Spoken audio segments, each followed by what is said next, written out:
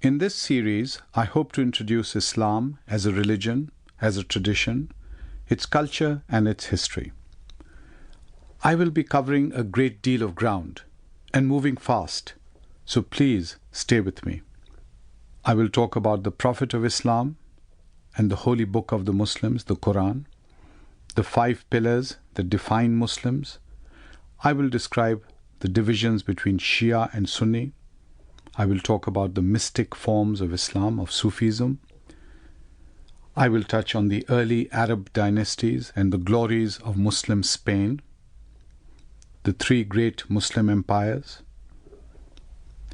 I will talk about the role of women and tribes in Islam, and nearer to our own times, I will discuss the Western colonial period, the Muslim world today, and finally, the way forward for all of us in our age of globalization, with its developments in information technology, in transport, in communications, and of course, the confrontation between religions and sects and races that we seem to be confronting.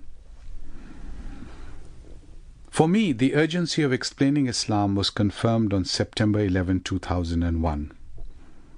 On that day, a few minutes before 9 a.m., I walked into a classroom at American University in Washington, D.C., having joined the teaching staff only a few days earlier.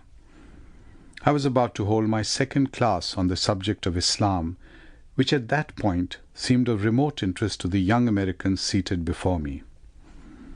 I wondered whether I'd ever get their attention. I had hardly begun explaining that Islam can only be understood in the complex framework of theology, sociology, and international affairs, that its story centers on a major traditional civilization confronting the forces of globalization, when I noticed a change in the class.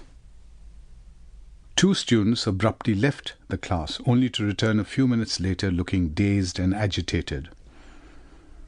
A ripple of hushed murmurs spread throughout the room. The only words I could make out were, "Something terrible has happened." A few more students walked out of the class, their cell phones in hand. Muslims had flown a plane into a building in New York, someone whispered. An ashen-faced student said a plane full of passengers had also smashed into the Pentagon, only a few miles away from our campus.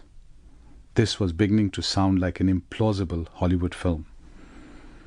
As I tried to continue my discussion, little did I realize that the most climatic moment of American history in the 21st century to date was taking place right outside our walls and a few hundred miles to the north. It did not take long for the enormity of the morning's events to sink in.